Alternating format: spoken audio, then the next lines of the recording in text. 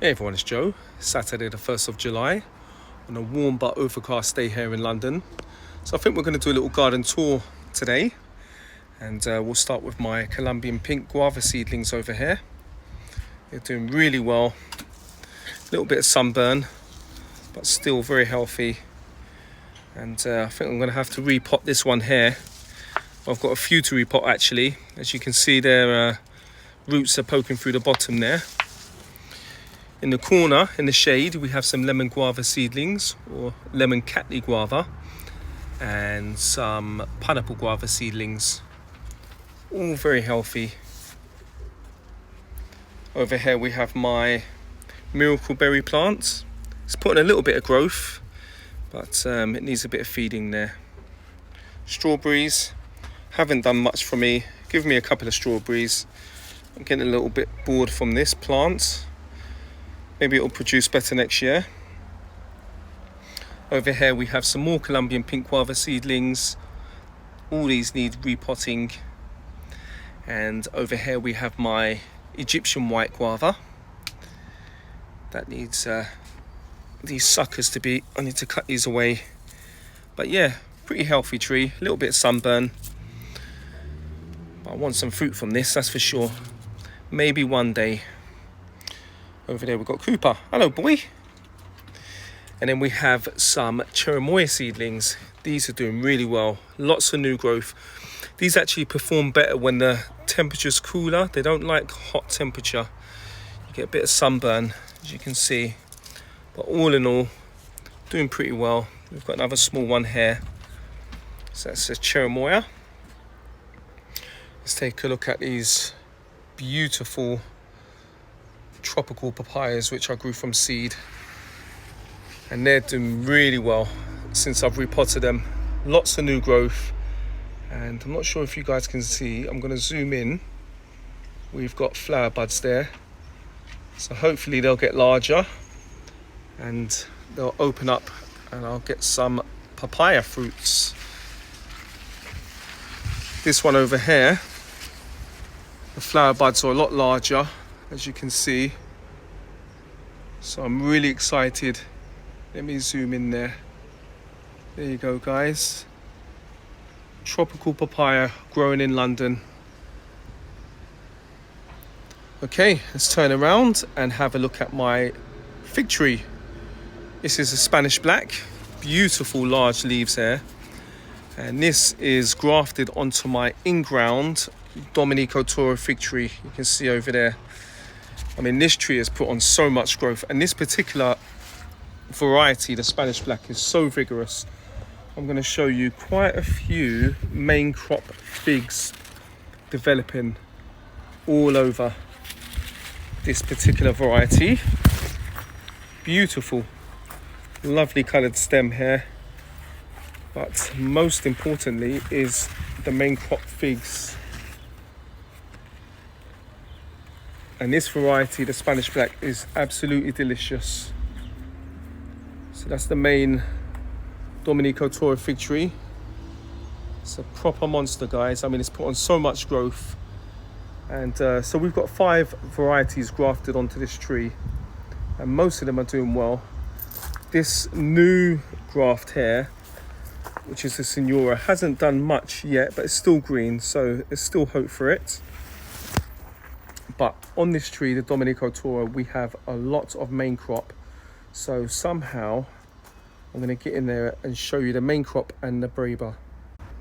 Okay, so we come back round the tree, and you can see on the Dominico Toro, all of these are main crop figs. So on the new growth. Then we have a larger fig here. That's on the old growth, last year's growth. This is the first crop, Breba crop. So they should be ready, hopefully, around mid-July or end of July. I think there's another one over here. And we're going to go into the canopy and I'll show you some more figs. There's a lot of shade. This is a Smith, which is doing really well. And we have a Breba crop there, or a Breba fig, and some main crop figs developing on the Smith. Let's have a look into the canopy and show you some more Domenico Toro Breba. So all over the tree we're getting Breba figs alongside main crop. Zoom in here. Beautiful. So over here we have some weird growth on my Cadota grafted onto the Domenico Toro. So this is the Cadota here. Very strange how the branches droop down. All of this is Cadota. And we've got some more Breba figs here.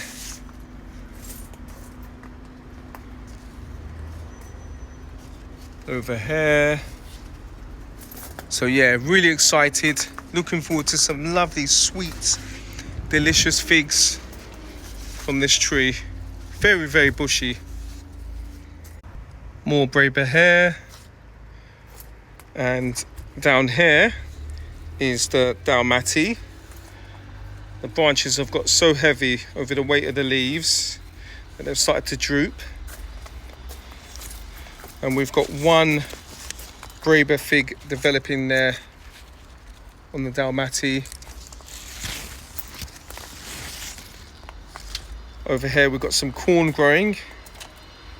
Lots of corn alongside some beetroot and some chilies. Over here we have my Mammoth Pineapple Guava. And it's been flowering for me, so I've been cross-pollinating it with my Triumph and my Unknown variety. Here is my very healthy and very green Sanguinello blood orange tree. So in a large pot here. Now it had loads of flowers early in spring and it had a lot of fruit set, but the majority of fruit have dropped, which is to be expected from such a young tree. But we do have some fruit set or fruits remaining on the tree and getting larger day by day. So that's very encouraging. Over here we have a Satsuma in a pot. And this is doing pretty well, guys. Very nice, very healthy, very green. And you can see the fruits here. Whether they'll all remain, we'll see. Over here is my new Loquat, and that's doing really well. So it's not a specific variety, but I bought this just to help with cross-pollination with my Roseanne variety. Over here is my Nikita's Gift Persimmon, the Ukrainian variety. And you can see here it is very healthy. It has put on so much growth. Branched out nicely. No flowers, but it's still a very young tree. There's the raised bed again with Cooper stretching. So yeah, you get another view of the beetroot growing here alongside the corn and chilies. So just a little vegetable bed there. Here is my North American pawpaw. This variety is the Allegheny, and it's doing really well. It's put on quite a bit of new growth here, as you can see. We have had the slugs and the snails going at the leaves, but I'm not too worried about that. As long as they don't go for the stems, that's absolutely fine. I'd rather them eat the leaves than the stems. But that's the Allegheny. And over here is the Susquehanna pawpaw. And this has also put on quite a bit of growth. This one hasn't been attacked as much as the Allegheny, but still very young grafted varieties there. Let's move over to my potted figs. Spanish Black. Lots of main crop figs all around this tree here. So it looks like it's going to be a very figgy year. I love figs. Probably my favourite, or one of my favourite fruits. So that's the Spanish Black in a pot, a very large pot. We have the Smith over here, which is pushing out some main crop, I think. No, this isn't the Smith actually. This is the Signora. This is the Smith over here. So we've got some main crop figs here, all over there. And then we have the Oro Blanco. So this is a striped variety. And you can see some main crop figs there. Tomatoes. We're going to have a lot of tomatoes this year. So that's pretty cool. Pomegranate, which I grew from seed. Lots of new growth. Very bushy. And I'll definitely be giving this a prune. We have my black Shatut mulberry, or black Pakistan mulberry, in ground. That's put on a bit of growth. We did have fruits, but they all dropped off, unfortunately. I suppose it's putting more energy into growing. Over here is my St. Helens hybrid bananas, which I'm very pleased with, as it had totally died back during the cold winter, but these bananas here have grown back from the roots and put on a lot of growth, as you can see. Over here is my pineapple guava. This is my unknown variety. And down here is my Triumph variety. And this has flowered a lot. We've still got a lot of buds yet to open. And got flower that has basically finished flowering, and this will soon, hopefully, if it's been pollinated well, produce delicious fruit. More flowers down there. Flowers on the unknown variety, which produces absolutely delicious fruit, guys. We have flowers everywhere, all over here. So I've been cross-pollinating with my other varieties.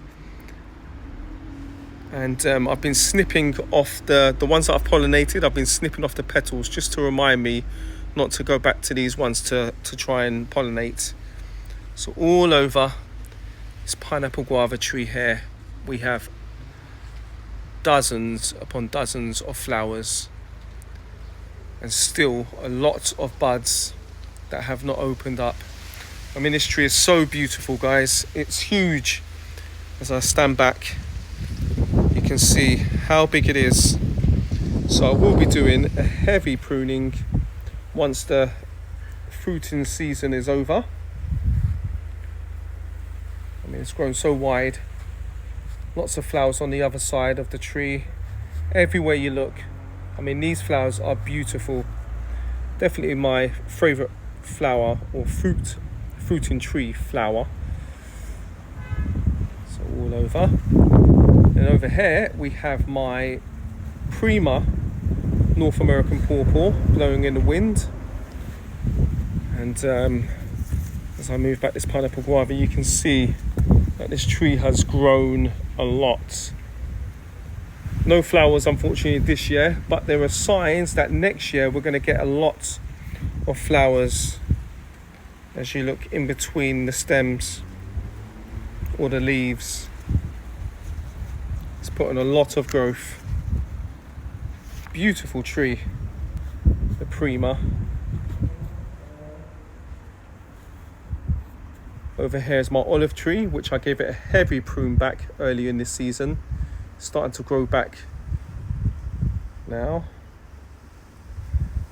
And then we'll turn around, and here are my jujubes. So I did an update the other day for you guys, showing you the flowers. And more and more flowers have begun to open, so they're pretty much covered in flowers now. This is an unknown variety here. So much flowers all over. So the tree is pollinated by flies, hoverflies, and ants, believe it or not. Flowers all over this jujube. This is my Lang variety jujube. huge tree. I mean, you can see how tall it's grown, touching my neighbour's pear tree. And again, lots of flowers all over the jujube. Okay, so over here is my Roseanne loquat tree. This is a grafted variety, and this has put on a lot of growth. I'm hoping it's going to flower for me again this year, and I'm really hoping that the fruits will hold on. Last year, unfortunately, December, it was just way too cold and the fruit didn't survive. But there's always hope, as we do have a lot of fruiting loquat trees in London. Over here is my Rojo Brillante persimmon tree, and as you can remember, last year it was laden with fruit, and this center of the tree had snapped due to the weight of the fruit. But you can see it's putting on a lot of new growth. Let me just zoom in there, guys, in the center there. And we have lots of fruit set all over. You can see on almost every branch. I mean, I'm going to have to do some thinning, I suppose, because I don't want any more branches snapping on this tree. You can see it's very healthy, large green leaves, and lots of fruit sets all over. And beside it, this tall tree is the Chocolatino, and this, I mean, guys, has so much fruit set. If I can just zoom in there, you can see all over the tree we have fruit set. Now, a lot of fruit have dropped. The smaller fruit or fruit set have dropped, and that's a natural thing, or a natural occurrence. And that's a natural thinning process that the tree does, because otherwise it just wouldn't be able to handle the amount of fruit, and you'll have the tree snapping in half probably. Beside it, we have my Spanish black in ground, and this also has a lot of Brava crop up there. I'm going to try and get up there and show you guys. Okay, so I've just quickly climbed up just to show you the Spanish black more closer view, and we have a lot of main crop figs here developing all over the tree. So we should, if the weather continues to be warm and hopefully have some hot days, we'll get some delicious figs from the Spanish black. Huge tree. And again, another view of the Chocolatino persimmon. Again, fruit set all over. I'm not sure what I'm going to do if these all get very large to maturity. As I said, I don't want any branches snapping. But there you go, guys. I mean, this is just a crazy amount of growth in this garden here over the spring and early summer and the start of summer. And I'm looking forward to hopefully doing videos of fruit tasting for you all. All right, guys, if you've liked this video, please give me a big thumbs up.